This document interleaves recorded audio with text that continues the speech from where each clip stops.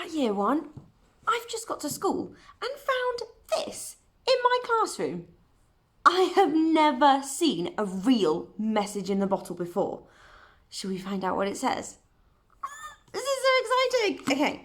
Ooh, that made a nice noise. Okay, let's see. It's all ripped on the edges. It's weird. It says, Dear Year 1. Oh, that's cool. It came in my classroom. Arr, my name is Pirate Pete. I've got a problem and I need your help, me hearties. I need to design a plank for my pirate ship. I need to use a material that is strong and does not wave about. Can you investigate? Arr, Pirate Pete. Okay, give me a minute. I'm going to get some things.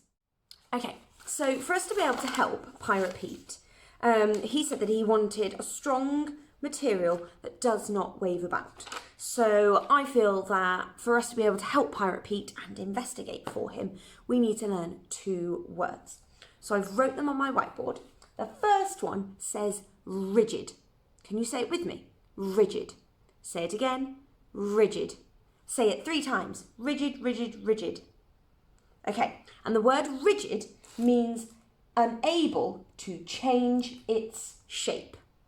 So if something is unable to change its shape, that means you can't bend it, it can't look any different.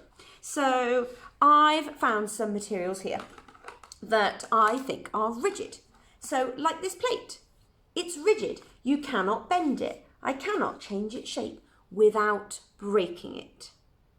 That's really important, without breaking it. So my plate is rigid. This spoon is also rigid. I cannot change its shape without breaking it. I can't bend it, I can't roll it up, I can't scrunch it. The spoon is rigid. I also found this piece of string. But look, I can change its shape. So this is not rigid. This is a word called flexible. Flexible. Say it with me. Flexible. Maybe you've heard it before. Say it 3 times. Flexible, flexible, flexible. Brilliant. And flexible means able to change its shape without breaking it. So it's still got that same part without breaking it. But this time we can change its shape. Rigid means you cannot change its shape. And flexible means that you can change the shape. Just like my piece of string. Look, I can curve it, I can wiggle it, I can scrunch it in a ball, I can make it look like it's got corners. Look, I've got one going out, one going down. So this is flexible. And my plate and my spoon are rigid. So what I'm thinking, I've made a little sheet for you all, you can probably make your own too, is I think you need to test the materials that you collected and found on Monday. So hopefully you've got them all in a box. And I thought you could make something like this. So I'll make sure I send this to you so that you can see it as well.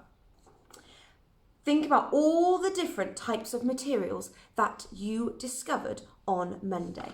So we had metal, cardboard, plastic, wood, glass, paper and fabric. So make sure you've got those 7 different materials.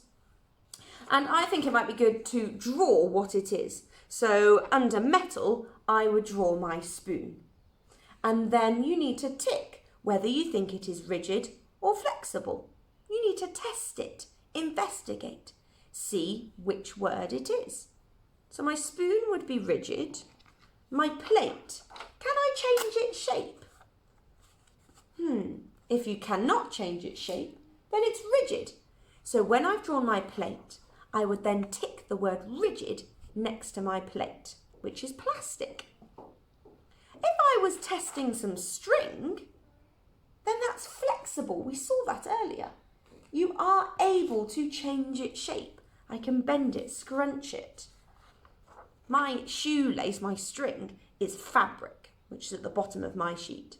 So I would draw my string and then I would tick the word flexible. So hopefully then you'll end up with 7 different items made of 7 different materials that then you tick which one it is. Is it rigid or is it flexible?